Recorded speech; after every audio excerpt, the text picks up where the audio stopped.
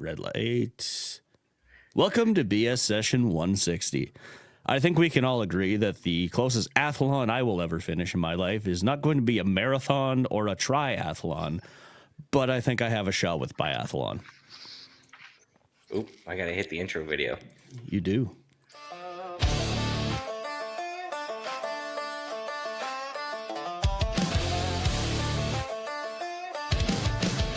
Welcome to the Ballistically Speaking Podcast, your weekly dose of BS.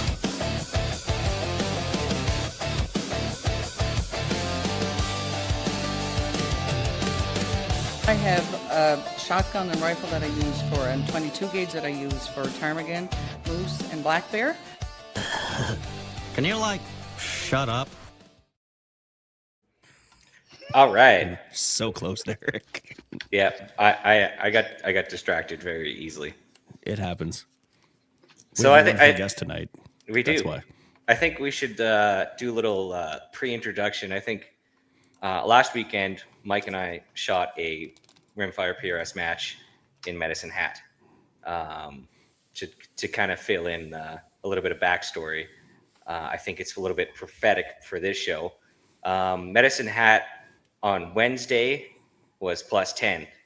When we shot the match on Saturday, it was about minus 10 to minus 12, and it was snowing with about 4 inches of snow on the ground, and the wind was in your face at about 10 to 12 miles an hour. And at least it gusted to more. And I thought it's kind of prophetic that we're shooting in the snow, and we have a show about biathlon next week. Now, unfortunately, in PRS, you don't move quite as much as you do in biathlon. So staying warm was a bit more of a challenge. So we'll go into that. I figured out a way. We'll go into that later. But first, let's wait some ads and pay some bills there, Mike. I guess let's pay some bills. We are brought to you by tonight, callsign 66. Canada's best rifle training. Book a course now at callsign66.ca and follow them on Instagram at callsign66 and on Facebook at C/S66. Also, they have an upcoming course coming on Friday, June 5th till Monday, June 8th. Welcome to the Brotherhood. We're also brought to you by Ribstone Gunsmithing, craftsmanship done right. Contact Oscar at ribstonegunsmithing.ca and breathe life back into any firearm. Check out Oscar's book titled Rustling in the 21st Century, and you can find that bad boy on Amazon. And we're also brought to you by Mark Scopes Canada. The Dion Optical Design line of rifle scopes has a scope for all your hunting and shooting needs. Find Doug and Niza at marchscopes.ca. We still have that March FX 5x42 Highmaster Tactical with the locking turrets, and it's illuminated. Normally that run you about $5,900, but they have it on for the awesome price of $4,600. So if that's interesting to you, get a hold of Doug and Niza at marchscopes.ca. We're also brought to you by Bolt Action Coffee, bringing specialty coffee to the precision shooting world.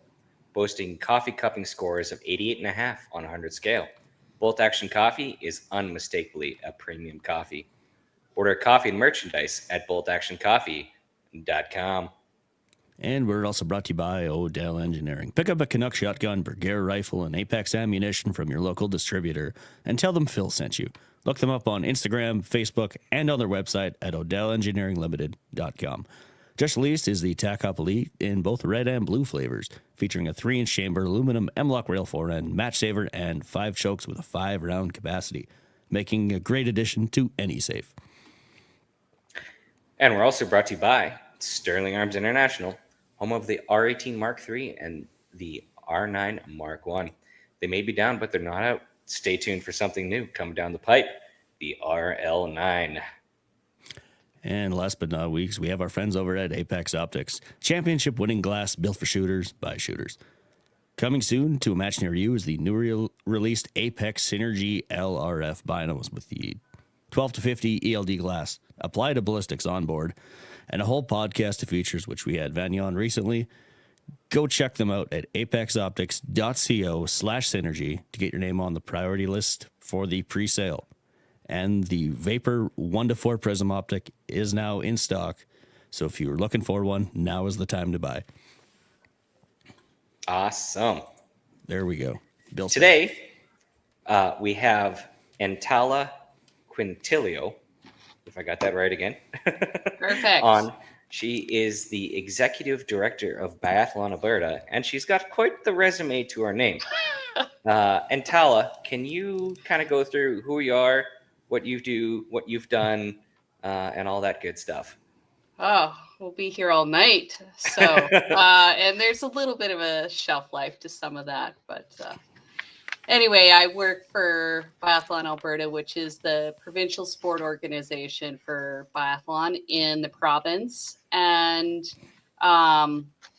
essentially, I also do a lot of provincial coaching for biathlon as well.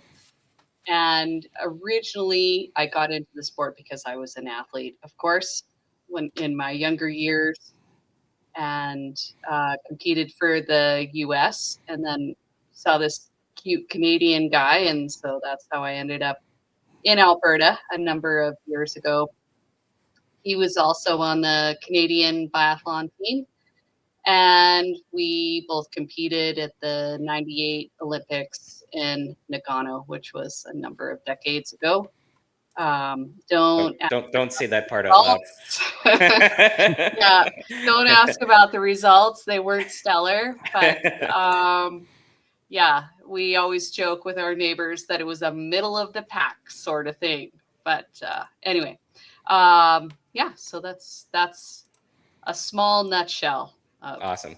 Who I am. We like to call that the mid-pack mafia in our sport. Always up to no good. That's right. Yes. That's where the fun is.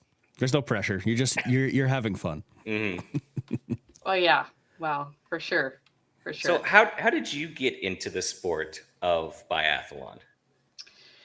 When I was young, I was competing in a small little town in Wyoming, and we had a Olympian that went to the '88 Olympics actually, and he encouraged me to pick up a biathlon rifle. I was from a hunting family, and my family had an outfitting business, so firearms weren't really that much of a foreign object in our family.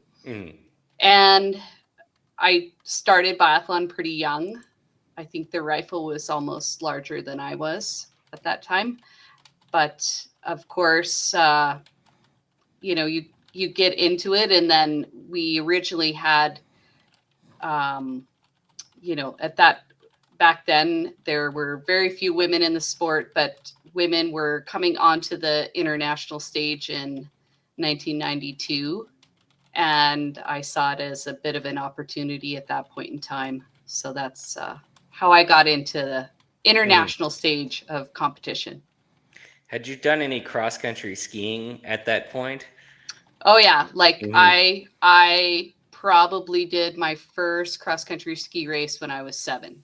Oh, okay. So you were already well advanced into the skiing portion. Yeah. I was a bit of a keener in the cross-country ski world. I really enjoyed being out there on skis. So, so it wasn't much for you to mix it up and add a rifle. No, into it was. Well, I mean, originally I definitely missed a lot of targets. I did a lot of penalty loops for sure. So, yeah. So They make you go more if you miss. Oh yeah. This is not the sport for me. Yeah. We'll whip you guys into shape right away. Yeah, so. I'm all for it. But before we talk about that, what about a little bit about the history of biathlon? It was originally a military sport, essentially started on the border of Finland, protecting the border between Finland and Russia. So it's an old military sport. They used, I think, 30 caliber rifles. I don't know. It was long before my time. And it was, probably a fairly natural progression into some competitiveness in,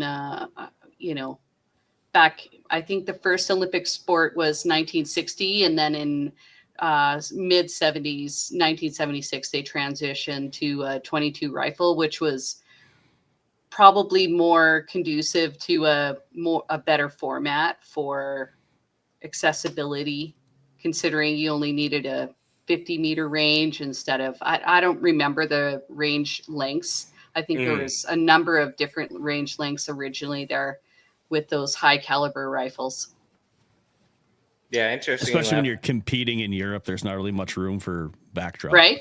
Yeah, they've got there aren't very many areas that it's free space. So yeah. I did a little bit of background reading, and I guess in some Nordic countries there's still a variant of biathlon with centerfire rifles and unknown distances. But just like every sport, there's a little bit of an offshoot. With that, was it always metal targets, or were they shooting paper targets at one point? Because I see the little flapper targets now. Yes, yeah. That was long before my time. I think they were even I have no idea. Like there was I think a scoring in there, but essentially now at the 50-meter targets, the standing target is 115 millimeters wide. So and then you see the same target when you're shooting prone, but you have to essentially hit the center, and it's about the size of a golf ball. So that's around 45 millimeters, I guess. Not that I, you essentially are learning the fundamentals of shooting there in general, but yeah. Yeah, interesting. How has the sport changed since you started? What do you think? Do you think if someone was teleported from, say, one of your Olympics to a modern day Olympics, what would they struggle with the most? Okay, well, first of all, the original, my original biathlon rifle, my parents still have it. They tried to give it to me a little while ago, and I was like, why would I want to bring that home? But it still has a harness on it, like a backpack harness.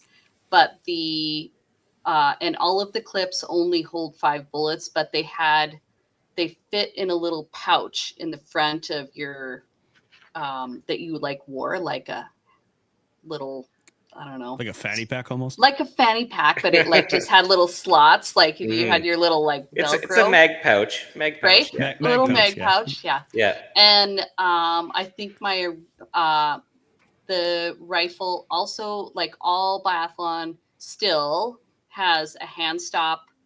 And at that point in time, we had like a leather cuff that would go up your arm, and then you would brace against the hand stop. So that leather cuff has been replaced by a more modern version of something super light, very adjustable. And you then also have a cuff on your arm that you hook into. And the rifles are super light.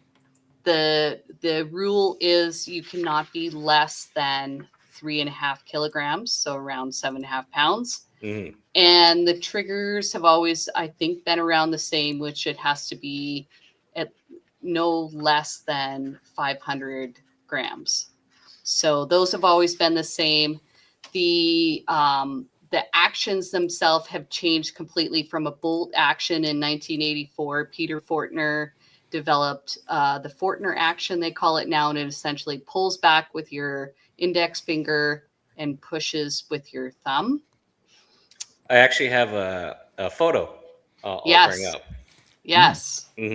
For added visual. There you go. Yeah. Perfect. So yes, you pull that. It just essentially is you flip your wrist essentially to cycle the bolt, and that loads the same. You still only get 5 shots for 5 targets unless you're doing a relay. And you're looking through as well peep sights. Everything is super ultra light. They've actually taken the original action and made it even lighter. So they've they're like almost all the rifles that are competitive now are right on the edge, and almost all of the stocks are super, super adjustable and extremely lightweight. So with the rifles now, it's not say like when you're buying a nice Italian shotgun, you go over to Italy and get it custom fit to you. They're pretty much, you can adjust everything on your own. Well, and yes, you can. You should probably know what you're doing, but the amount of custom stock companies out there now there's quite a few of them. You could essentially buy, you could spend upwards of, I don't know, $5,000 or something like that on a stock itself. But the barreled action with a custom stock sitting right now, and probably with your harness, so your backpack harness, it's sitting probably right around $7,500, something like that. So Canadian, of course. It's a bit of a jump to get in there. Slight. Yes. Yeah. But That's some of the decked out PRS guns for rimfire are sitting at that price point right about now too, though. yeah. Well, firearms are fun, right? So Mm-hmm. you could probably dream something up and spend whatever you wanted. So I actually have a photo of a fairly typical Anschutz rifle. that's right. For biathlon pulled up there. I notice in this case, the mags are held in the stock. That's right. Is that commonplace? Correct. Yes. Yeah. Mhm. Sometimes they're more in the, just behind the pistol grip there. Some stocks have them there as well. Mostly they're right up near the action there. And they, like I said, they only hold 5 bullets. The little white thing that you see there that has like 6 holes in it or 6 dots in it, that is for extra rounds. So you can load 6 extra rounds in there, which in a relay competition, you will get your 2 magazines, 1 for prone, 1 for standing, and then 3 extra bullets that you hand load per shooting bout. So you get those extra if you're missing. It happens. So Yes. unfortunately. Yeah. Only hits count, unfortunately. That's right. Yes. The other thing that right underneath the trigger that is essentially what we call a standing block. So when you're shooting standing, it fits your fingers really nicely. And Anschutz does a really nice job of providing a stock that's very easily adjustable. You can see the cheek boot piece moves up and down, the butt hook moves out, or in, and then what you don't have on there is like right underneath where the clips are, essentially would be where your hand stop would be. Okay. As so well. There'd be another piece in there. Yeah. That's right. And then as well, like the front of the barrel, that is a snow cover flap. And then I was just going to ask about that, because that is one smart. thing we struggled with at our very snowy match. We're not used to shooting in inclement weather. nice. Is that a lot of people improvised barrel covers with mittens. Oh yes, that'll pieces work. of tape. Right. Also, another question that kind of came into mind because of that is in rimfire PRS, once you're off their stage, the chamber is open and the chamber flag is inserted. Correct. In biathlon, are you closing the chamber after you're done shooting?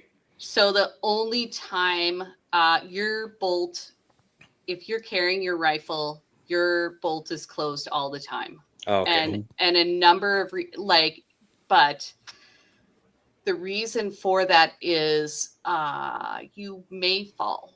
And so then you would have a problem with possibly snow getting packed like in your barrel. Yes. Or in your action. So for safety reasons, you leave your bolt closed. But as soon as you go through, like say if you're at a World Cup, as soon as you go through and finish the race and then go through equipment check, they open your breech, clear your brass, take your clips out, take any extra ammo, and replace a shooting flag in there as well. Oh, okay. Yeah. Yes. So I was wondering that because unfortunately, my first stage, my round did definitely not want a chamber with all the snow that had built up in my chamber. And I thought about that. I'm like, what are the biathlon people doing? That's right. Yeah.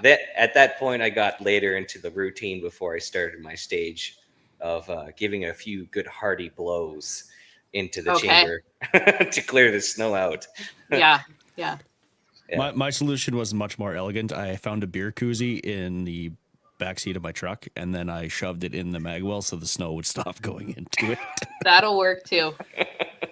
Problem solving, Mike. You could be a coach. There you There go. was some problem solving, especially when it came to my binoculars. Okay. So Yeah. Unfortunately, we're shooting into a pretty good headwind, Right. and it made the face quite cold. I think you'd understand as a coach, Yes. spotting shooters. And Mike came up with the clever idea of taking a pizza box that was in his truck and cutting out a slot for the binoculars to go into, and the pizza box acted as a wind shield and snow Okay. shield. Yes. I've been to Medicine Hat at Alberta Winter Games. We're down there in, I don't know, like 2016 or something like that. And yes, we were at the range there, and it was gale force winds with the And it was a just tumbleweeds north facing blowing. wind right into you. It was Yeah.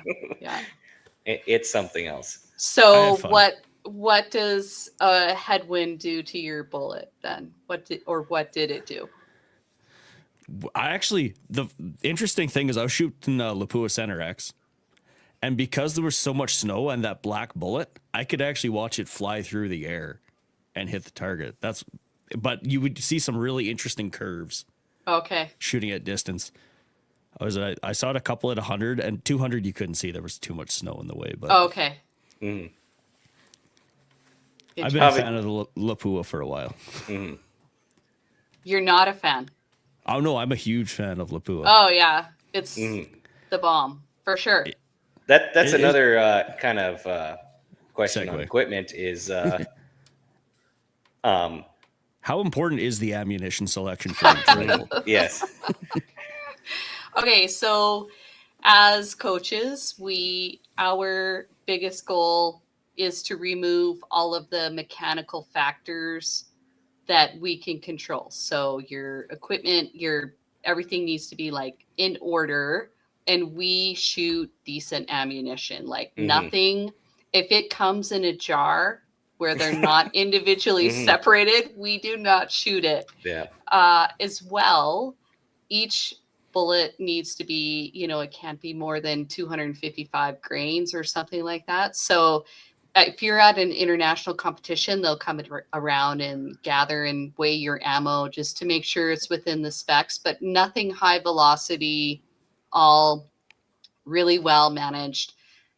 The colder it is out, the better ammo you need. So if it's cold out, you're pretty much wanting to shoot Lapua's polar ammo for accuracy reasons. Yes. No, I think today, or a 10x, something like that. yeah, I think today we're blessed with a number of quality rimfire ammunition manufacturers. Yes. However, when you're competing in the Olympics, what was quality ammunition availability like? Oh, this could be scandalous. Now let's remember that it was 30 years ago. And so first I should preface this with every ammo, even the same lot number may shoot differently in the, my buddy's rifle or my teammate's rifle. So we would often go to on shoots, and then they do a cold testing. So they take the action out of the stock, they put it and the ammo in a, essentially a freezer that's down to say -15. They cool it.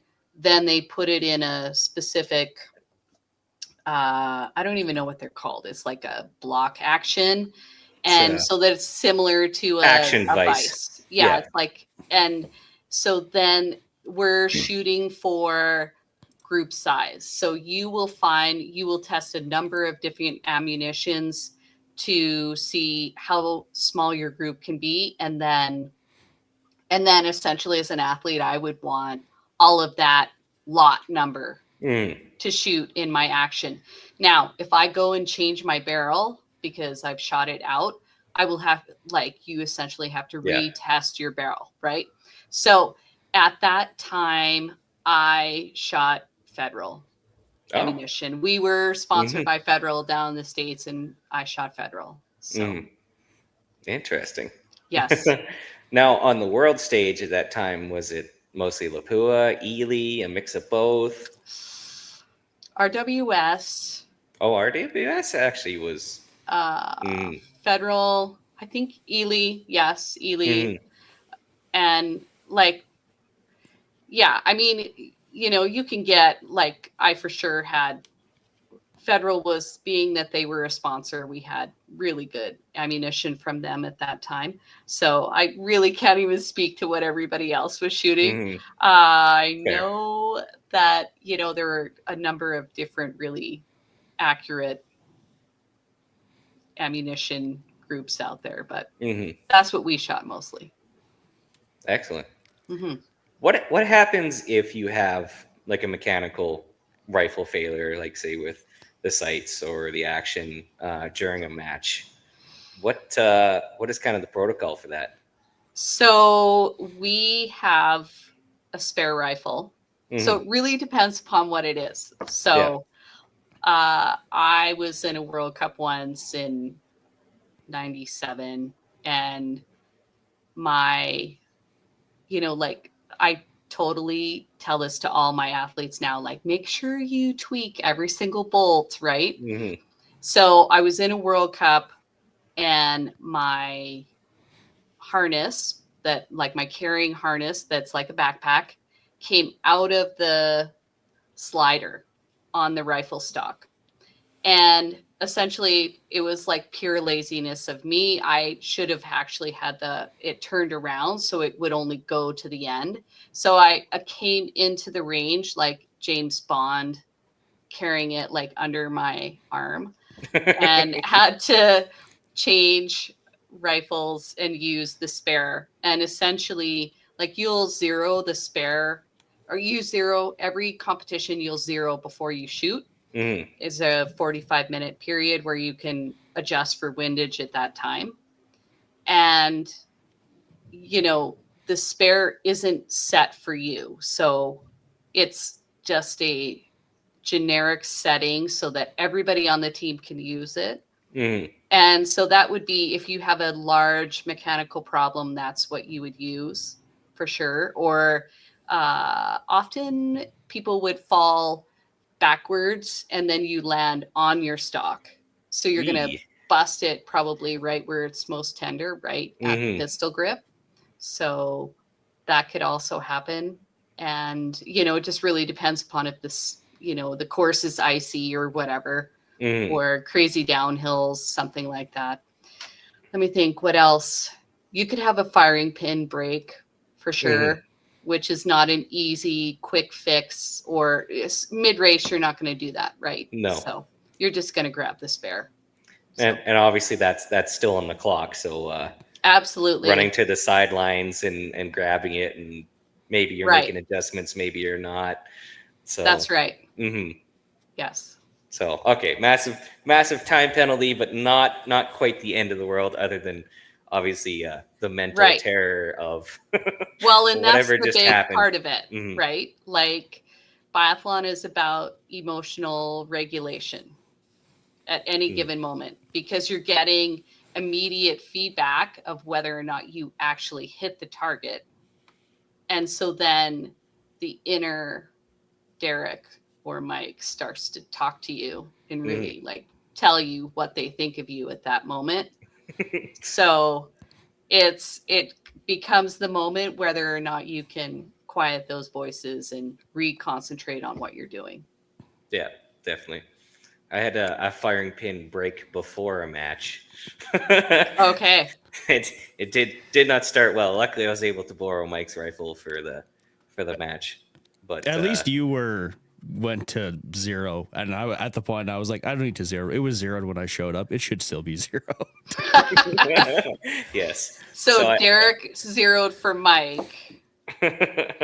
Essentially, because he shot my gun for that match. Yes, we were just trading I off. confirmed a 0. I was confirming my 0, and when it first went click, I thought, well, this is a little bit odd. Maybe it's just a bad round, and I chambered a second round, and I'm like, okay, that was even more odd. And by the time I changed to the third round and it went click, my heart sank. Oh, that is sad. There's no primer mark on this case. There's no mark from the fire pit. Right. Yes. So, Everybody's nightmare. Mm-hmm. So has that happened before when you're zeroing in the morning, say, and then the giant wind comes up? How badly is it affecting everyone who's running that course? Has that happened before? Oh, absolutely. All the time. It's like commonplace. Like, I don't know if you watched the Olympics, but there was a video going around of this Norwegian fan, and Europeans are insanely excited about biathlon. And so they interview this guy and they go, why do you love biathlon? And he goes, I love biathlon because anything can happen at any time, and it always does. So it's like, you know, in the world, the top 20 athletes in the World Cup can win a race at any given moment. So it's very, very exciting and very close. So wind being one of your environmental factors within the range, they have wind flags set up at 5 meters from the firing line and then 20 meters this side of the target. So we essentially will assess the windage when we come in to shoot.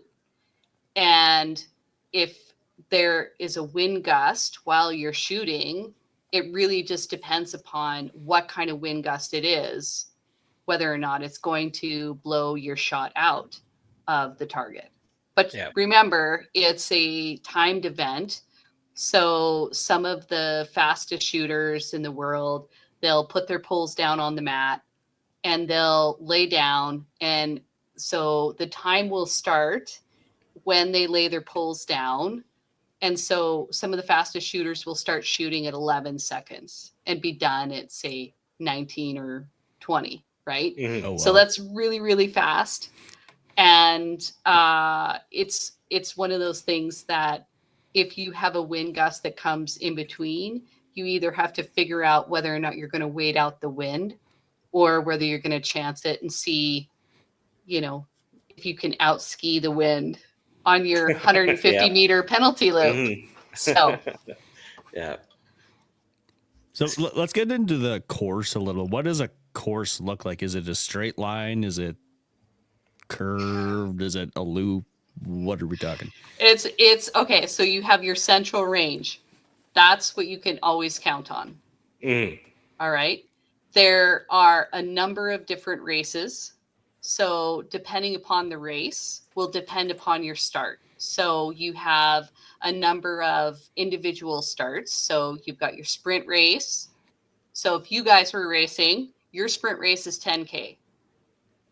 Then you've got your pursuit race, which is the start of that is based upon the finish results of the sprint race, which we'll go into in a second. You've got the mass start. And then you have a individual race, which is essentially an individual start as well. So like every 30 seconds, like the sprint. And then you have a relay. So when you're starting a pursuit and you were second the day before, you're going to start time back from the winner. So the winner starts, and if you were 5 seconds back from then you start at 5 seconds or 6 seconds, whatever your start back is. Interesting. So the winner of the race is whoever crosses the line first. So the only races that you will shoot only prone and standing, so 10 shots, is the sprint. And then if you're doing a relay, you still only shoot 10 shots or you have 10 targets to hit, but you're going to have 8 bullets to hit 10 targets. So the relay is kind of cool because it's a simultaneous start. So it's a mass start together.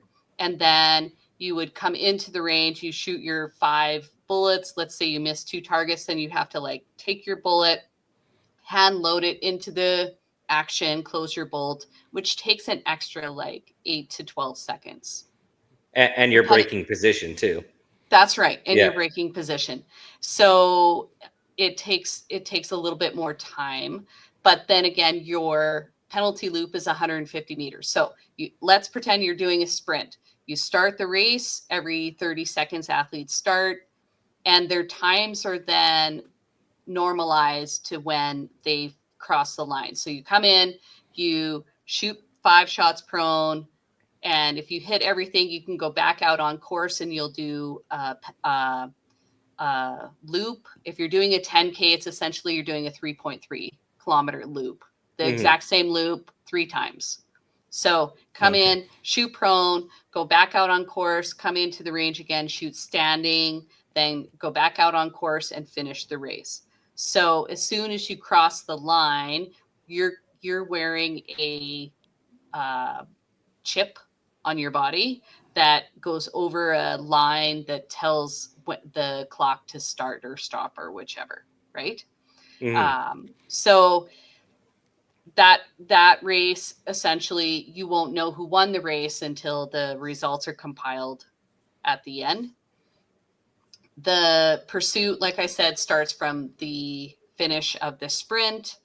And in the most pursuits that are like international races, only the top 60 get to race because the range only has 30 points and they like to keep it moving, right? Yeah.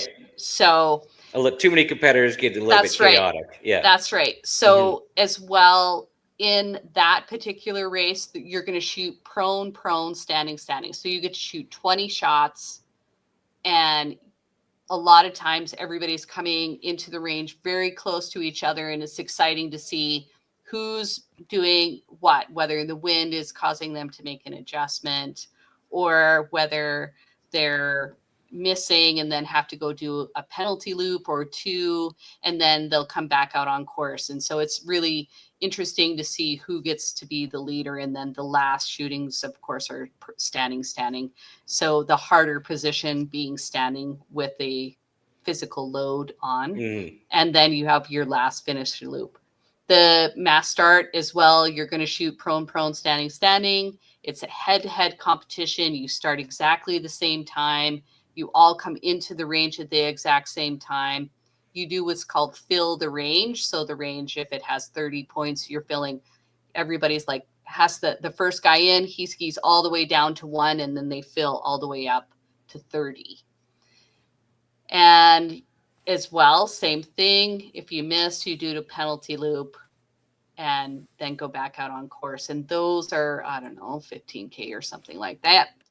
Depends upon if you're male or female. And then the only one. Sorry, how far is that penalty loop?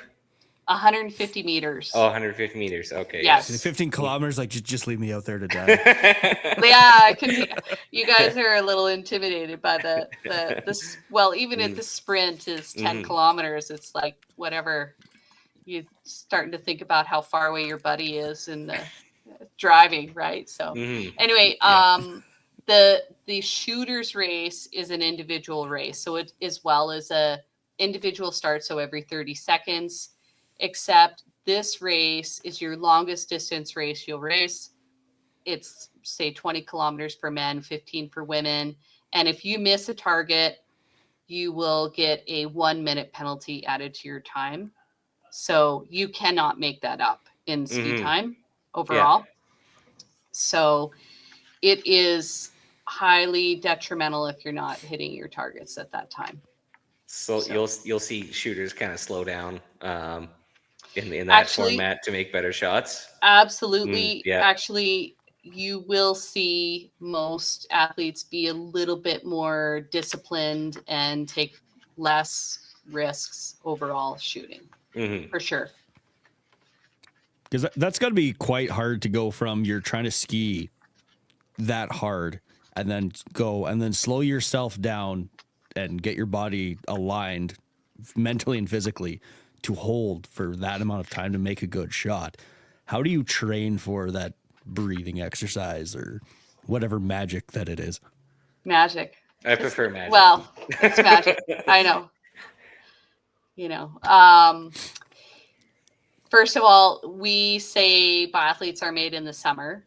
So you do a lot of long, slow distance training, a lot of endurance training over summer, fall.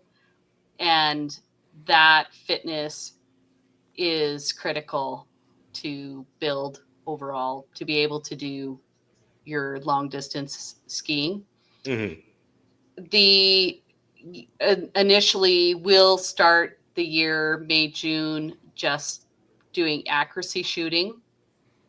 But by end of July, beginning of August, we're putting intensity into our shooting. You also have to remember that we aren't scored on the best shots. You just have to hit the target, the size that it is. So you have to hit anywhere within that prone ring, which is your 8 scoring ring, if you know the sizes there on a scored target.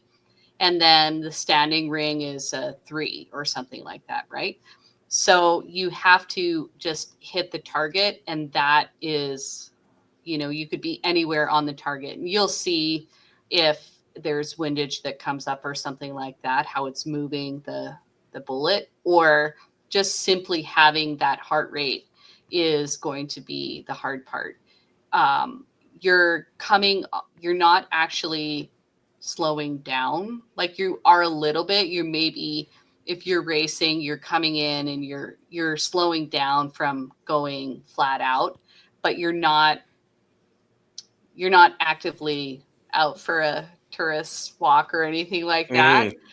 So you're still very much in the heat of it. Actually, I'm lying a little bit. If you're in the masters category, which is the more rec category, maybe you're like, okay, I need to coast these last couple of feet. Right. Just a minute here. Yeah. Yeah. There's no medals on the line here for me. I'm having fun. Right. Yeah. Right. Mm-hmm. So, but your heart rate is, over 170 beats per minute for sure when you're shooting. Wow. Yeah. So I noticed also too, you'll see clips online of, watch the the stomachs of the shooters. And they're very controlled with their breathing as well. Correct. And it's almost like synchronously timed, which as all shooters, we are supposed to time our shots, but it's obviously more dramatic in biathlon. Yes. Yeah. Yes. I mean, if you think about it, it's your metronome. Your breathing is your metronome to your shot process. And so typically that's what athletes will use to, have that cadence between their shots. Mm-hmm. And that, that's why it's like, you can see actually in these World Cup races, you can see exactly how many seconds are between each shot, whether it's like 1.6 or 2.3 or something like that. They'll time out every single shot. But yes, they're using their breath. And essentially, if you're over 4 seconds of holding your breath, you're starting to lose the focus and concentration on whether you're going to actually make that shot. Yeah. So. And in that case,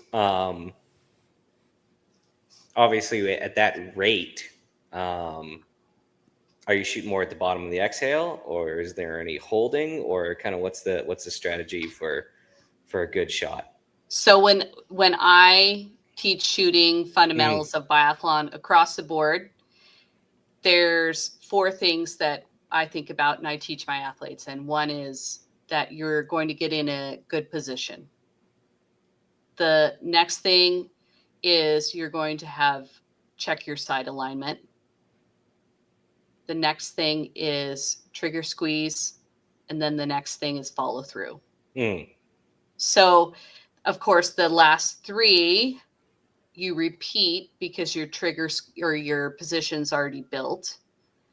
But those are the fundamentals essentially about what you're thinking about, and you're drilling it down onto each specific portion depending upon where you are. Like we talked about, the rifle should be fairly well fit to each athlete. So your sight alignment should be actually pretty dialed in, but stuff happens. Sometimes they're forcing their position because they're trying to do it quickly. So maybe they're not getting into position properly, and then they don't have good sight alignment or something like that. They're fighting that. That's find right. that target again. Yeah. As well, you asked about the breathing. So in prone, we are exhaling and coming up onto the target, and then you stop, essentially, squeeze and finish your squeeze. They've done a study in the International Biathlon Union, and the best shooters in the world, they measured the trigger squeeze based upon the percentage of how much you actually are taking up the trigger. We shoot a 2-stage trigger, so the first stage is essentially just slack. And the top 15 athletes in the world are taking up to like over 85% of their actual trigger squeeze right before they take their shot, whereas everybody else is 85 or less. So they're really able to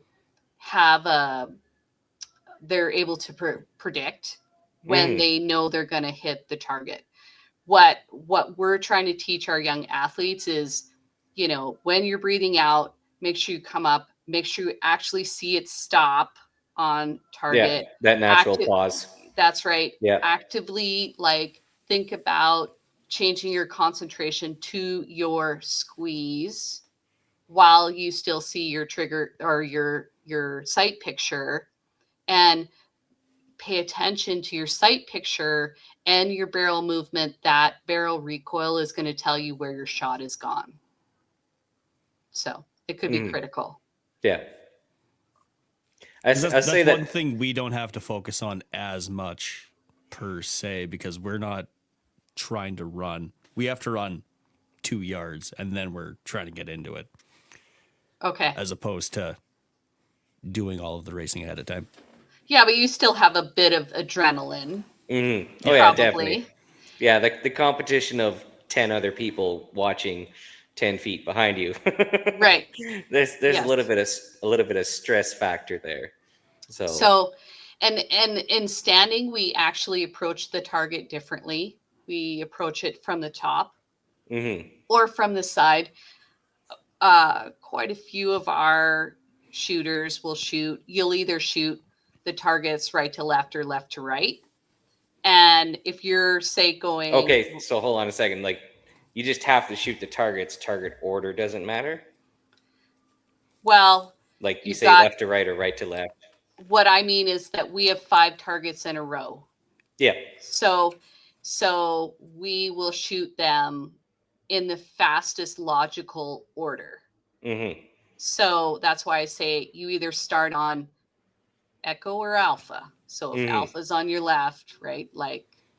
So most will start on echo and then shoot across the targets, meaning you'll shoot the first one, take a breath, shoot the next one, or not take a breath, whatever.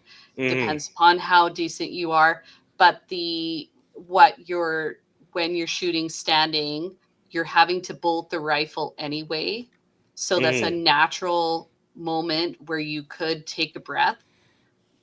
And overall, then you're either coming down onto the target in standing, or you're coming... I know a lot of really, world-class shooters now, they're shooting. They're kind of not necessarily coming down. They have such a really tight hold that they can bolt and come just from the right to the left onto the target.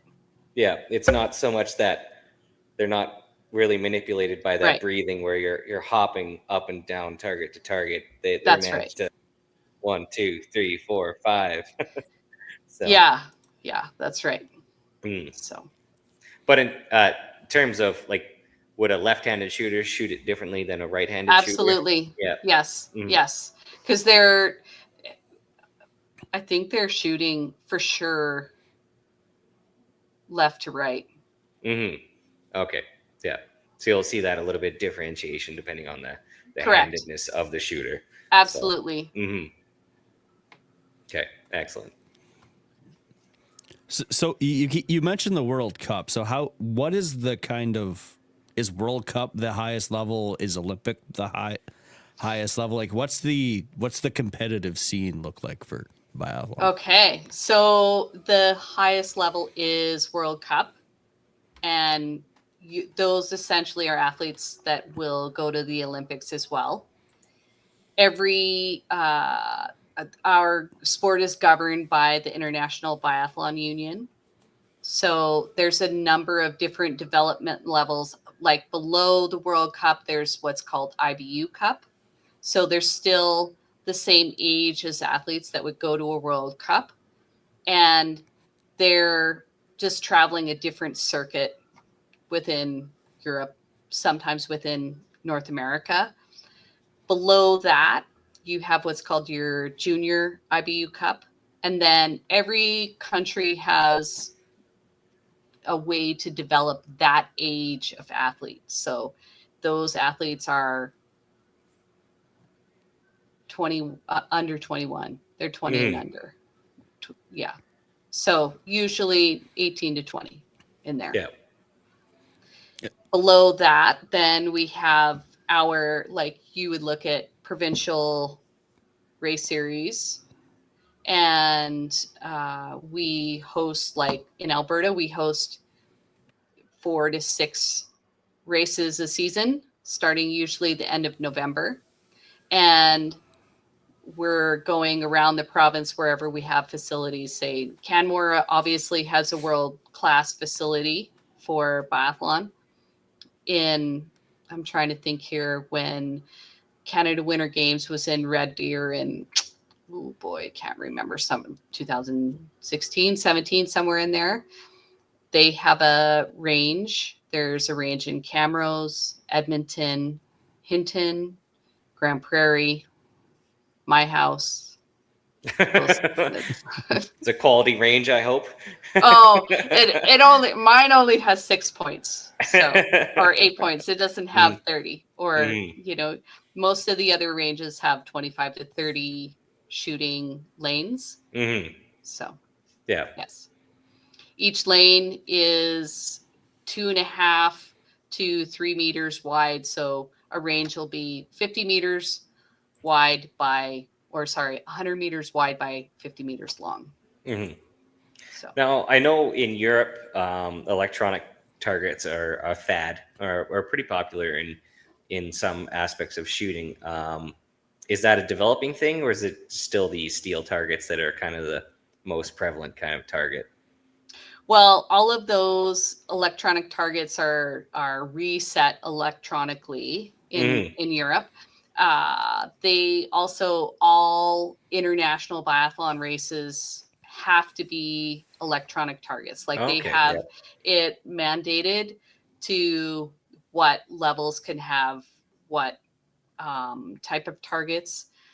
The Canmore has the electronic targets. Everything is computerized there as well. And then everywhere else in the province of Alberta has just a string you pull. Yeah. Yes. The old manual reset. A manual reset. Yeah. That's right. That's right. Yeah. Okay. No, I'm just curious about that because I know that's the prevalence is definitely increasing in that regard. So what about? Sorry, go ahead, Derek. Oh, Slight bit of lag there. Slight bit of lag there. What is kind of an underrated skill when it comes to competing in biathlon? Let me think here. Underrated skill. For sure. Well, I would say for sure you're emotional. Well, that's maybe a high. Mm-hmm. Underrated skill. The other question I have is also that is like the top 10%, how are they improving? Like what is the final most hardest to develop skill for the top 10%? Well, I know I gave you two I don't mean difficult questions. I don't. Okay, these are two different ones. Yes. I will answer the second one Yeah. first, Mm-hmm. which this is just my opinion, Mm-hmm. but they're doing all the skills, all the fundamentals of shooting just faster Okay. than That's everybody key. else. Yeah. So their grasp on everything is more accurate in that factor. The most underrated skill, boy. Well, the ability to turn your mind off. Let's go into that subconscious. That's right. That's Yeah. right. So what is the cross country skiing element like? Obviously, we talked a fair bit about the shooting, but what is that skill like, and what are some conditions that competitors have to factor in, and how do the different courses affect competition? Like, do you have very flat courses, very hilly courses, a little bit of both? We have everything. Okay, so depending upon your age, Mm-hmm. will depend upon the distance that you ski. Yeah. So if you're quite young, maybe you're only skiing 750 meters. Anybody U11, so under Mhm. 11, they'll ski a 750 meter loop 3 times, say. And the most of the international competitions have specific like homologation, which basically takes the amount of climb you have in every course and they factor it based upon, they kind of have rules around that saying you can't have something that's like totally uphill or something like that, right? Like Biathlon brutality. That's right. Yeah. There's gotta be some Humanity to it. transitions and yes, Yeah. humanity. That's right. Yeah. I will say it's super boring to ski on, say, a completely flat surface. So if I go ski on a lake, that's like the kiss of death. So I would much rather ski up a hill any day to come down the other side and around a corner and over up, up and down some transitions and dippity doos or whatever. So there's it all depends upon the, kind of, like I said, the length of course that you have.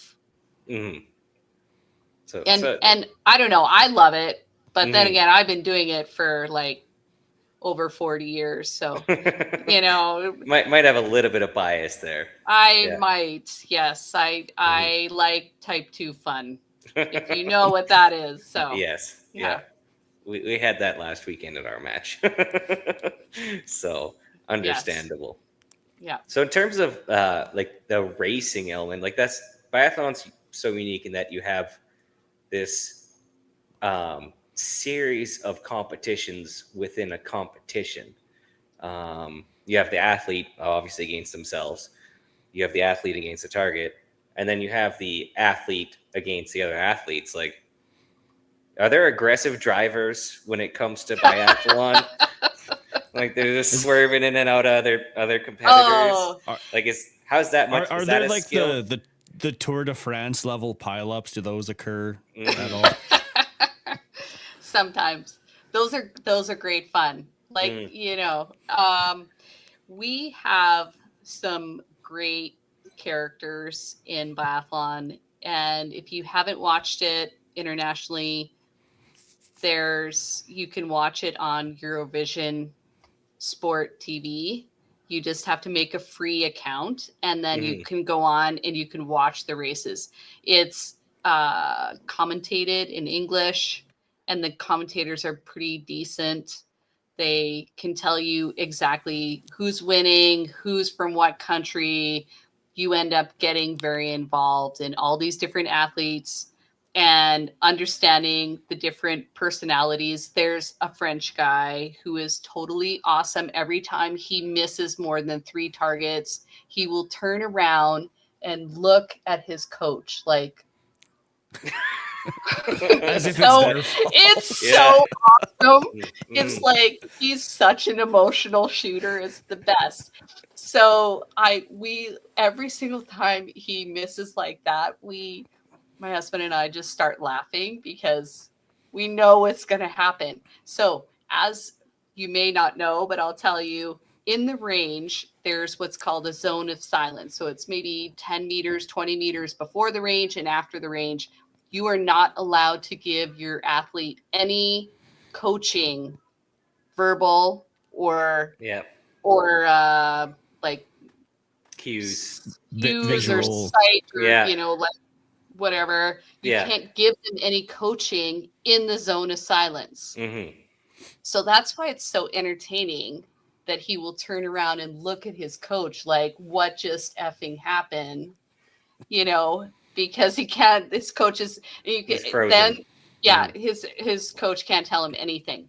So you get a lot of really entertaining, tragic moments. Stuff happens all the time. In December, I had the pleasure of coaching for Team Canada's junior team. We went to Switzerland and for a week of racing, and then we went to Italy, and we had a mass start.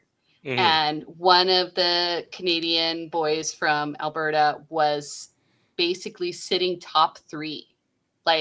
And so he comes into the range. He's right behind the French guy, and I don't remember who else was there because it was like my guy and the French guy. That's all I saw. Mhm. But he was essentially top 3, and it was his last shooting, and he missed 3 targets, and it was just Ooh. like pure heartbreak for Mhm. him because you could tell he lost concentration during those shots, and then your verbal diarrhea inside your head starts to build and berate you and judge you Mhm. instead of you concentrating on the next shot. And that's why it's such one of these cool sports of emotional regulation. Yeah, that mental game will wreck Yes. you. That's right. Hmm.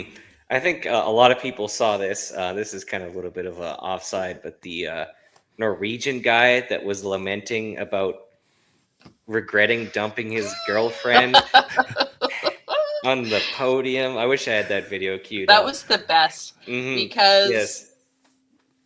what possibly could that interviewer have said to him to make him like that is That's the thing as like- a sportscaster, you're not prepared for that. like You're not a relationship therapist. Yeah. too much information, buddy. But you know how it is. It's like no news is bad news when you're Mhm. anyway. And the crazy thing is he's like been World Cup winning for quite some time. So to just kind of and it was like super tragic, though, I will say, Mhm. because the gentleman who won, what it overshadowed was the guy who won. When he crossed the finish line, he was like pointing up. And so what happened is just before Christmas, one of his teammates died at training in northern Italy, and he found him. And so it was like Ooh. this huge, Yeah. extreme emotional turmoil on the team. And Yeah. you get one teammate that's like, "This for you, buddy," and the other one's like, "I wrecked my relationship." It's like And overshadowed, unfortunately. it's like Mm. whatever. Mm. Maybe hopefully he's in therapy now, so it's like, Well, that kind of happened with the Turkish 10-meter pistol shooter, oh right. where everyone has all the gear and he's just casually there with his hand in his pocket, and the internet just kind of went nuts over that, you kind of Yes. overshadow all the other athletes, but it does get the sport kind of out there a bit more. Well, I think it goes to speak to the humanity among us all. Like, like that guy, he was just trying to do a therapeutic thing for himself, and I think sometimes as athletes, we can get too involved in what we are needing to perform instead of being concentrated on, clearing the snow from our breach when we're shooting in Medicine Hat or, like it's just super interesting. It's so about resiliency and being able to adapt, really. Definitely. The gear race I'll say this, the gear race only buys you about 1 point a match. Right? Everything else is skill. Oh, it's all skill and pure grit. Because I'll argue that you can take the top 10 shooters and give them the most basic equipment, and they will probably still beat everyone if you gave them their equipment. Well, and we, every now and then when I'm with some of the young athletes, just to like prove a point, I'll tell them, okay, let's race, and you pick whoever's rifle you want and I'll shoot it. And so they'll pick like the left-handed rifle or the biggest rifle or something like that. But it's kind of fun to say, see, it still can be done. Yeah. So offhand shooting is such an underappreciated skill. It's pretty cool. Like for people that can do it well, it's amazing to watch. Absolutely. Just jumping back into the circuit, because I'm going to lose my train of thought if I don't say it out now. So you're saying like there's the World Cup. Like, what's the World Cup schedule like? Is it we're going to Switzerland this weekend, and are there destination meets that you want to go to, like specifically, or what's that whole travel part like? So the International Biathlon Union will set for their clock of who gets what races. There's some places they always go to. So, for instance, where the Olympics were this year, it's called Antolz. There were 19,000 spectators a day for the Olympics. That stadium actually holds 25,000 people when they hold a World Cup there, and they hold a World Cup there every year. So, anyway, so the World Cup circuit, they start racing beginning of December. They'll do the first trimester. They'll do 3 races before Christmas, go home. Then they'll come back to Europe, do another 3 races, maybe have 2 or 3 weeks off, go to World Championships, and then have the last 3 World Cups. So is it like during the week, or is it weekends, or how long is an event per se? So each venue will typically have usually only 3 races per gender. So they'll pick whatever disciplines they're going to do that week at that venue. And those are, then they compile points and track points throughout the year. But it really just depends kind of upon who bids upon races.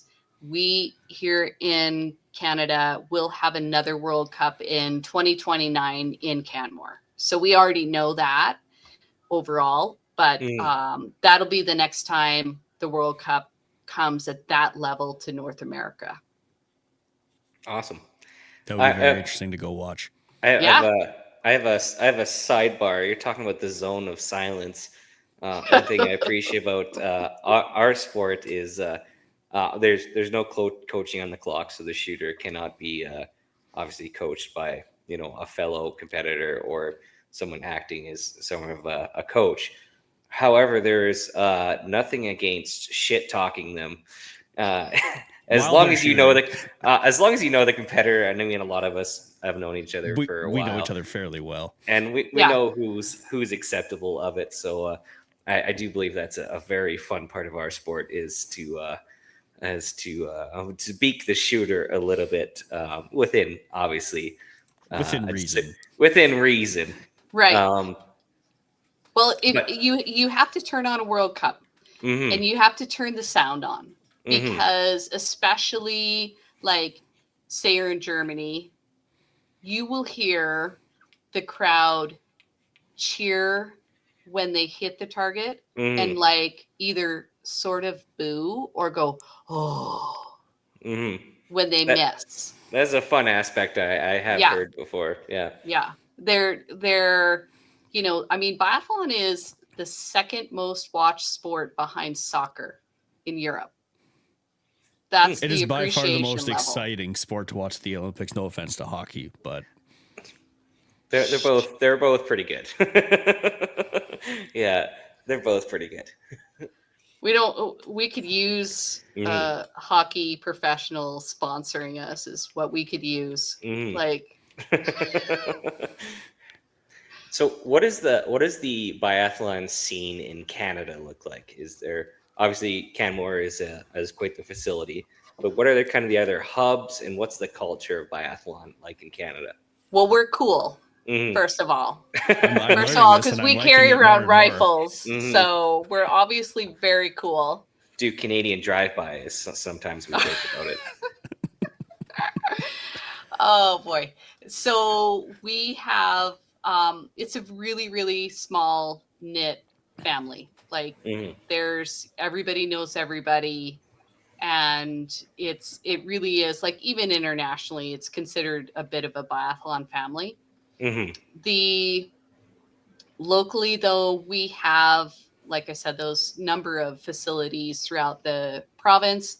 And then we have also they a number of years ago they developed a bit of a optical rifle, which actually can be used within it's a 10-meter target to the rifle, and it's all like no projectiles. It can be used anywhere, and it has a little bit of a handheld techie unit so you can see where your shots are, how you approach the target. You can make the target bigger or smaller or whatever. yeah. It talks to you sometimes, so it says you hit, you missed. So it's like You a can, little laser trainer kind of thing. Yeah, it's kind of, but it's dry like dry it's fire rifle. Yeah. yeah, it's like its own optical. Like they're pretty pricey little units, but they're super cool, and we're using those as our development and our outreach that we do around the province. And for like our goal is to actually have like a beer league of biathlon with those type of units. So Mhm. if you guys wanted to try biathlon, you could show up and do the Eco Ames Open event and torture yourself in skiing and have a lot of fun shooting. Mhm. So that's our goal. But so we have like a number of those clubs. They'll support athletes around, in their area or whatever. And it's it's the culture of it is a pretty, select few of us out there that are doing this niche sport. That's for sure. Mhm. No, that's good. Who are the powerhouses of international competition and why? Like, what countries you're seeing stacking up at the top pretty consistently? Okay, so we have Norway, Mhm. France, Sweden. See, the France one caught me off guard. Yeah, Why? they're so good. They're What? so good. Yes. Why is France so good? Like Norway, I can understand because it's like you are the originator of that sport. That sport is your home base. But I don't associate France with biathlon. That's because our Well, closest association to France and shooting is World War I and II. Yeah. That's all we know. So oh we dear. have no frame of reference. Mhm. Yeah, the French are really, really strong. Like they've got a very strong program throughout their country for sure. Mhm. And I really I think you're asking something beyond my idea of I don't know why they've always been strong, but I mean Mhm. if Russia was competing, they'd be strong as well. They're also strong. like I said, most of Europe, you'll look and see top 20 can win the World Cup any day, like I said. So Yeah. and it's really quite, overall, the ranking is really close. So it's very seldom do you have minutes between first and 10th, right? Usually it's seconds. Okay, like 3-4 seconds. Well, not that close. Not that close. Not so that like close, you're talking but like 10-15 ish. yeah. Well, and it depends upon the course. Like you were asking a little while ago, we got off track. You asked about the course, and sometimes the courses, if they're really like a solid track and they're nice, like firm, it's fair for almost everybody. Sometimes this time of year they get really slushy and the snow gets deep. And sometimes that kind of condition can favor a lighter athlete because they don't have to power through that deep slush, right? So, and that also varies the amount of time that you will have between competitors at each race. So it's not like, you don't have like a speed track course or a speed skating course where it's all ice, nice, beautiful ice, where they have a fairly consistent track at any time. Cross country courses can vary depending upon the weather, for sure. Yeah, So they're not like grooming the runs or anything. Well, they'll groom it at least like 3-4 hours ahead of time so that the snow then has time to set up and become as hard as it can. Okay. But there's the occasional mud puddle. Mother Nature can play some chaos sometimes. Yes. With the last World Cup, they were just in Otepää, Estonia. And the only thing there was the ribbon of snow through, fields. So they had it's all snowmaking snow, like foreign. Anyway, so they had a lot of really dirty, slushy, disgusting, and it actually was really fantastic because the wind was just totally unpredictable. So you would see complete meltdowns in the range. It was awesome. It was skiing, mud bogging, and difficult shooting all in one. That's right. Yeah. Lots of extra kilometers were skied around the penalty loop. Now the gear for skiing for biathlon, does it vary between the dedicated cross country skiers? How does the ski setup work, or is it fairly consistent? So we use the exact same gear that World Cup cross country skier would use, and all of the skis are based.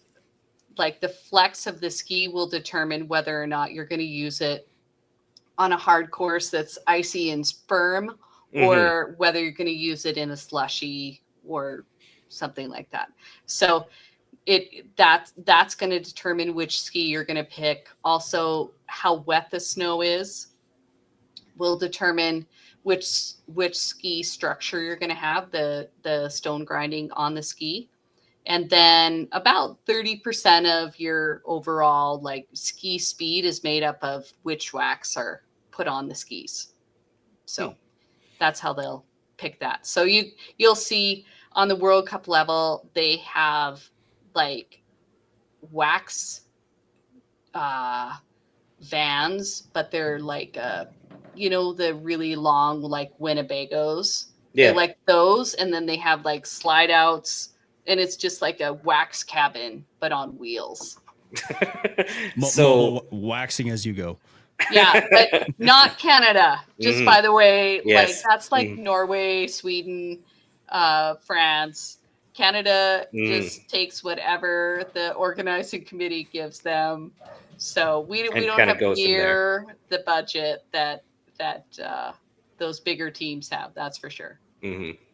So you could potentially have 3 or 4 sets of skis depending on track conditions. Oh, Mike, 7 to 15. Oh, wow. Yeah. Dang. Yeah. Now, I gotta say, like, Mike and I have flown with firearms before, but I think it's next level to show up with a gun and then a bunch of set of skis at the airport. The oversized Checking- baggage people Right? probably hate to see the biathlon people coming. 'Cause not Oh, only do you have a firearm, they have a bunch of skis with them as well, too. they like to be warned, actually. Mhm. So, all right. So flying out of Canada is fairly simple. You've got your rifle locked, you've got your breech locked, your ammo is stored in a locked container in your bag, and you're essentially signing like your paperwork or whatever. Yeah. Say we're flying to Germany, then you are declaring your firearm when you get there.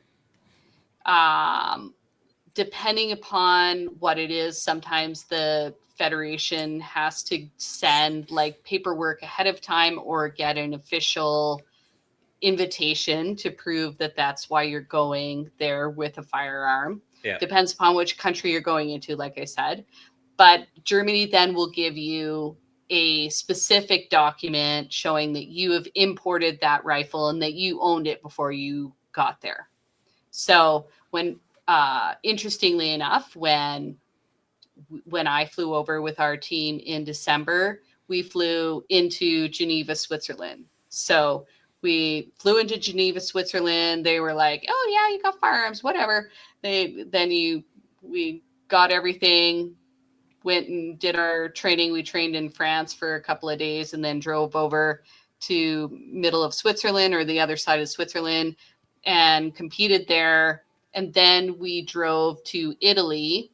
Mhm. So you're in the EU. So essentially what they used to do is stop us at every single border. That was 30 years ago. They don't stop you anymore. You just go through the border.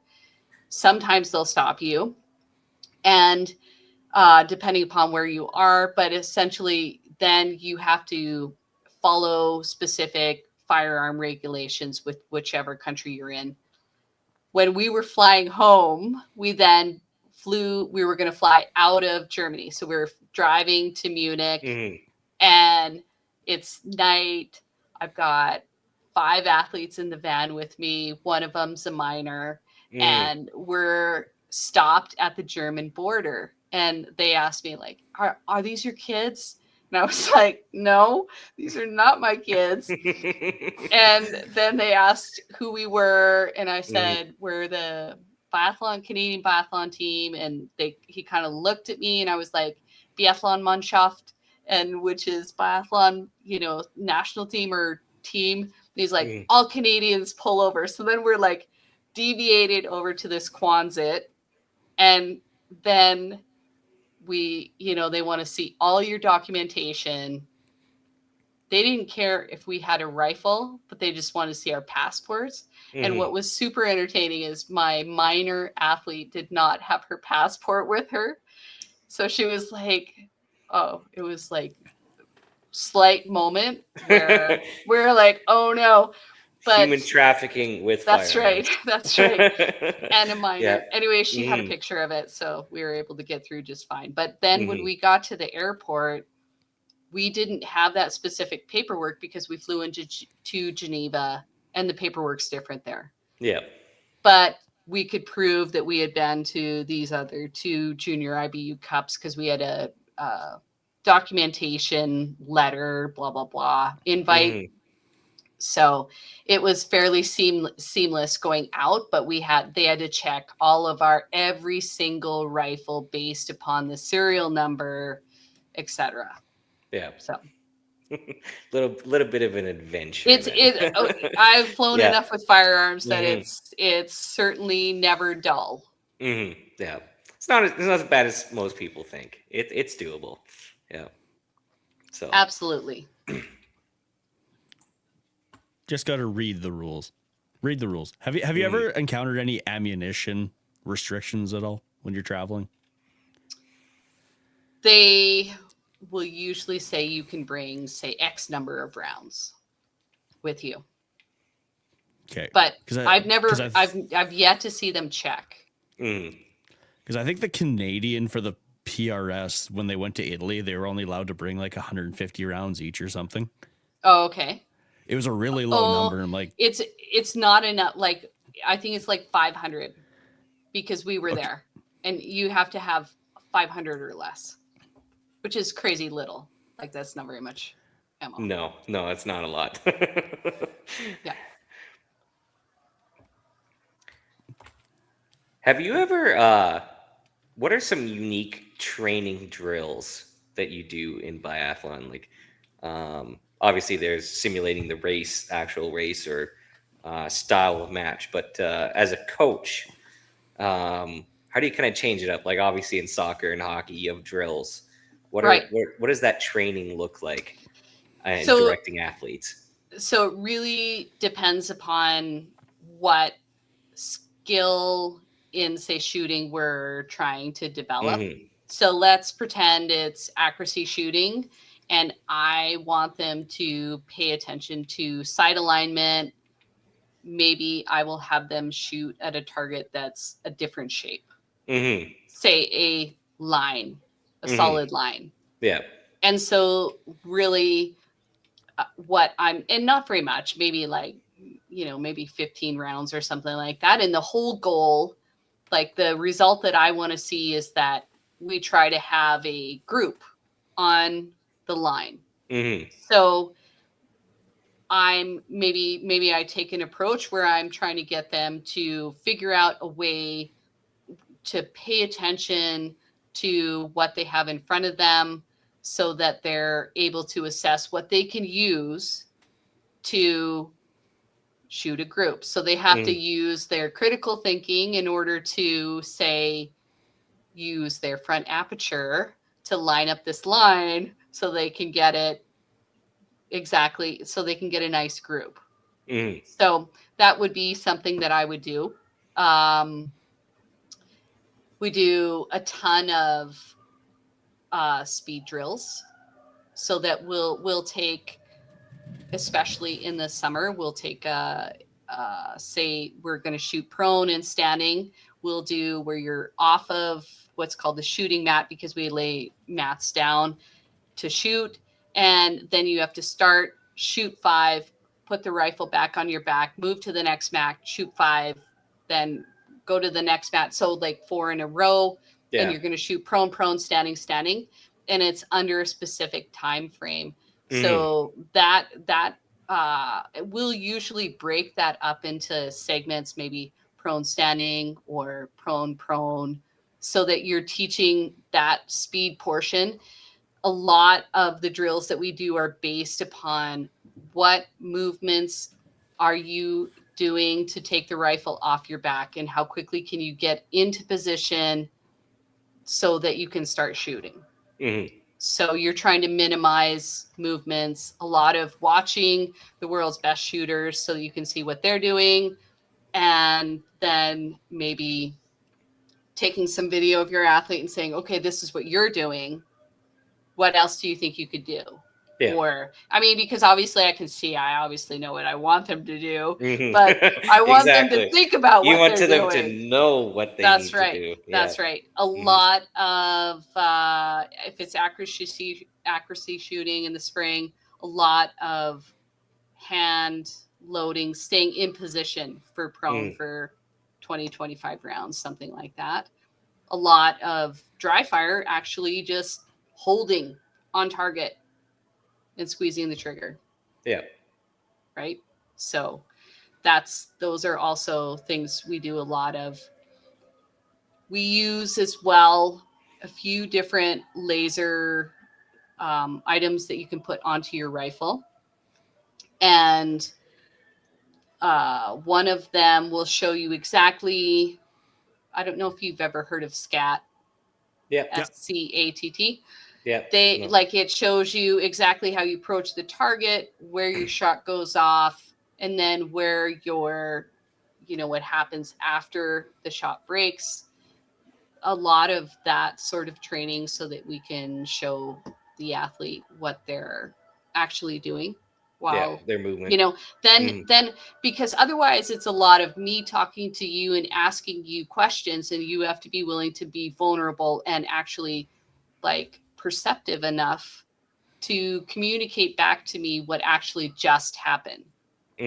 So that sometimes can be a very challenging situation, because maybe it's a young athlete and they're just like, they just showed up today, and you like they're you know, they're like Exactly. Day they're one. here and that's Yeah. as good as it's gonna get, right? So it's really, really interesting when the athletes start getting to that age where they have a little bit more recall of the process of what they're doing, and That self-diagnosis. Yeah. absolutely. Yeah. And they have to be vulnerable. They have to be willing to tell you what they saw, how they felt, those sorts of things. That's also a great feedback tool, is like, I did that. Actually, here's the proof that no, you did not do what you said you did. Right? Yeah. We've seen that even we filled content for shooting at the PRS match. Sometimes I look like, oh yeah, I definitely did that wrong at watching it after Right? the fact. Yeah. It's interesting to pick up upon. Obviously, as an observing party, it's really easy to nitpick what somebody else is doing wrong, but yourself in the moment, it's self-awareness is definitely an underrated skill in my mind of what you're doing. So well, and the more you know, the more you know how hard it is to do that particular skill or whatever. There in Europe, in Norway, there's a system called Megalink, and we do have one in Canmore. I've never used it, but it is wicked because it will show your shot. You're shooting live ammunition, but it'll show exactly where your shot falls and gives you like instant feedback at that moment. I mean, don't get me wrong, like these lasers and electronic stuff are awesome, but I'm a bit of a purist where I love to have the environmental factor and everything else out there, because there is absolutely nothing yet that can simulate your bullet leaving the barrel and what you are doing while that's happening. And because electronically they still haven't really figured that out, Yeah, the recoil impulse is not the same. Right? The feeling, the sound. Yeah. We, interesting enough, have seen, I'm not sure if this probably will be adapted to Biathlon World, because again, technologies crossover, but CO2 actuated dry fire systems. Okay. So they actually give you that simulated kind of felt recoil to better simulate, live firing, but still dry firing. So it's an interesting crossover. Okay. It's more for center fire and handguns and stuff, but just getting that, even there's still an recoil impulse on a 22. That's as right. much as people don't think there is still a recoil. Yeah. Right. And where you're dealing with stuff at that fine level, every little bit matters. Absolutely. For sure. What does the Paralympic scene look like with biathlon? I saw this come up on my feed where there was actually I'd call them visually impaired. I'm not sure how visually impaired they are, but they actually had a system in which they were aiming a rifle. I'm not sure if it was shooting live ammo, but it was based upon sound. Yes. It's incredibly difficult. All right. So what happens is the rifle is a bit of a electronic setup, and it senses the target. And so the visually impaired athlete puts headphones on, and the closer they get to the center of the target, the higher pitched auditory signal they get through the headphones. So it's like a buzz, and it's like, and then it goes up to really high pitch the closer they get. And then they take the shot. And essentially, the athlete has to listen and not watch. like Mhm. they can't watch. They're Yeah. visually impaired. So like, but I've tried to shoot them myself, and it's incredibly difficult. Like It's a it's mental gymnastics.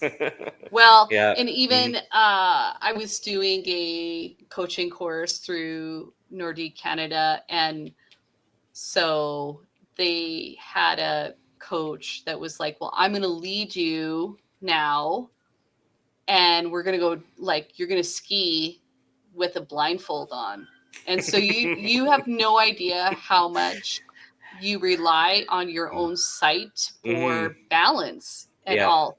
And what was super entertaining is that the gentleman that was leading me is actually slightly visually impaired himself. So he's competed and won many Blind, numerous. blind leading the blinder. Yeah. So I Yeah. was actually blindfolded, and he Mhm. was taking, like, and when you go down a downhill, you actually hold onto their pole. And I Mhm. was like, Brian, I hope you don't crash, because if you go down, I go down too. But Mhm. it was very safe. It was great. But yeah, it's their next level, Mhm. That's very awesome. They could adapt amazing. something so that they can do it though. Oh yeah. Yeah. That's definitely very cool. This is a little bit of a side tangent, but the summer camp that Mike and I grew up going to, at one point we had with the kind of the preteens, we had a blindfolded canoeing challenge, and Oh, that was amazing. Uh, Terribly entertaining, I will say, because there were so many collisions, so much chaos, many damaged canoes, which I had to repair. But it was worth it for the amount of entertainment. Seeing people trying to, there was essentially you had a visually, a non-blindfolded person, and then two rowers, and they're trying to communicate how to row around a simple object, which is a floating platform. There Oh, was funny. many times the floating platform was rammed at full speed. Other people rammed, chaos all about, but it was a great time and great fun.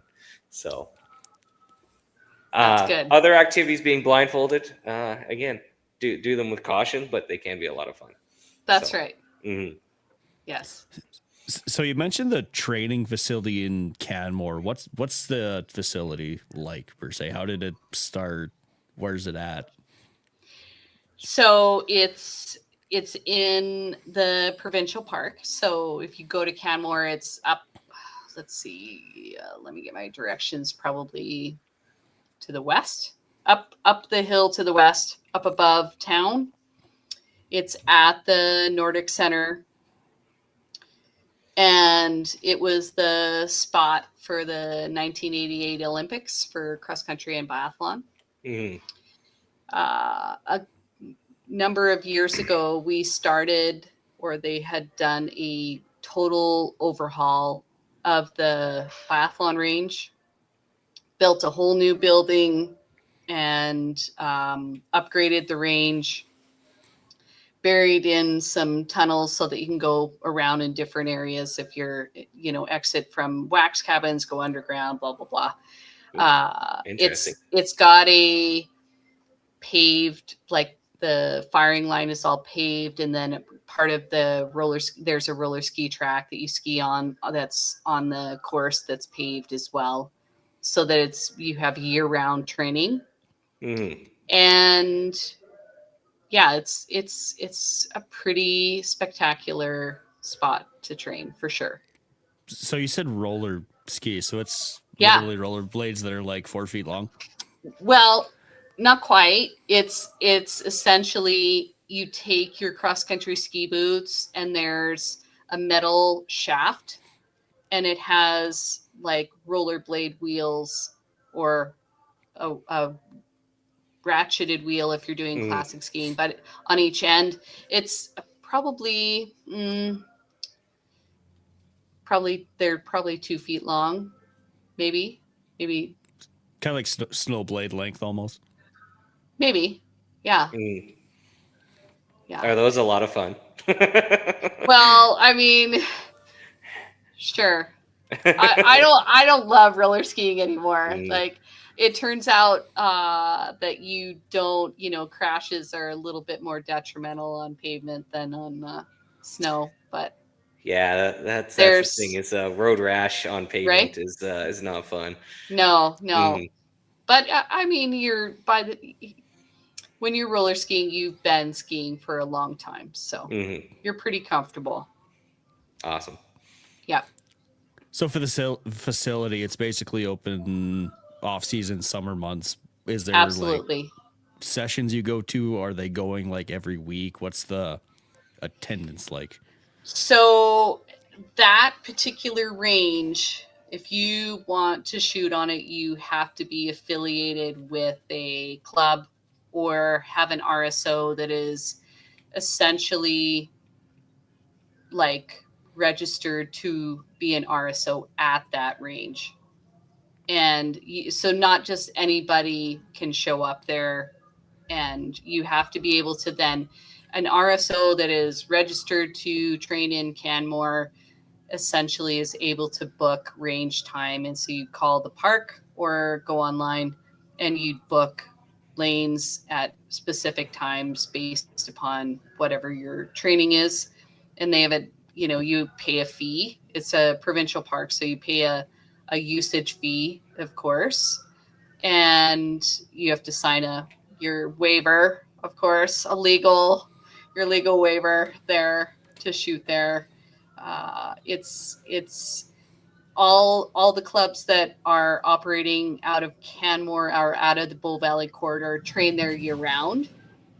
And like I said, any club actually from anywhere in the country can book range time as long as they have an RSO that is designated as a certified there at that range. Mm, awesome. Yeah. Well, I think we'll kind of wrap it up with a similar point. If people are interested in biathlon in Alberta or in Canada, who should they contact and how should they go about that? And what should people look out for?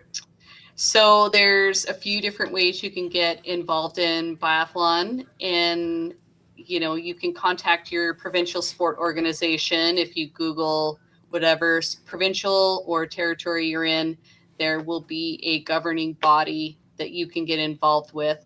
You also can look on the Biathlon Canada website. That's our national federation. They will direct you to either a club in your area or your provincial or territorial body. Once you get in charge or involved with one of us, there you can become involved as an athlete. You can become involved as a official, a volunteer. You also could become a sponsor. We're always looking for sponsors to help build the next best biathlete from the country. So if you're interested in help being a solution in the sport organization, that's always great too. If you're not in Canada, if you're in the US, you can get a hold of the US Biathlon Association. They're easy to find online. They've got a number of different facilities around the country there as well. So that's Awesome. how you get involved. We love to have you. We're a big family. Cool.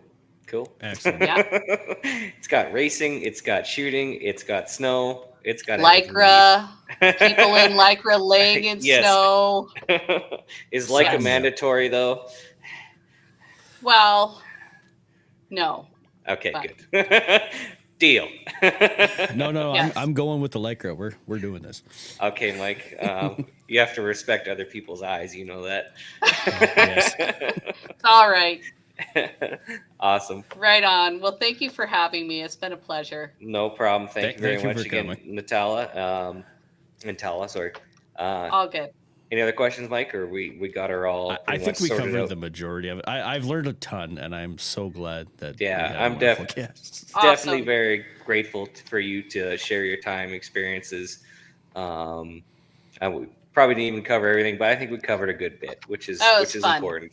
That's Yeah. what was fun too. So This was good. excellent. So, in closing, working the YouTube grind pays less than a solar farm in a snowstorm. If you want to support the channel directly, you can head on over to storydknives.com or cdnprecision.com if you're out east to pick up one of our Gardner knives. We think this is one of the best survival type / everyday fixed blade knives available for a very reasonable cost, and we're pretty proud of it, and we'll be confident it will be on your side for a lifetime. Now, if you want to see more of us, you can check out the show at facebook.com/BS podcast and leave a review to let us know how we're doing. Also, if you like the comment, you can leave a like on the page and share, and email us with any questions you might have. We'd love to hear from you at info@bspodcast.ca or banyak@bspodcast.ca, BANYAK. A massive thank you to all of our sponsors. Without you, wouldn't have a show in the first place. We're talking about Miles, Karen, Cap with call sign 66, Duncan and Rob with Bolt Action Coffee, Phil Odell at Odell Engineering, Doug and Niza with March Scopes Canada, Vanya and Carly with Apex Optics, Oscar with Ribstone Gunsmithing, and Jared Cox with Sterling Arms International. And of course, a big thank you to Ntala for spending some time with us to share wisdom, insight, fun stories, and being a great guest. So Just Thank you. we'll do the outro intro. Just hang out for a second. I got a couple of off-camera questions I want to ask. Okay. Excellent. Derek, this is where you hit the button. Oh, I read the outro. Yeah, outro is coming here. Right.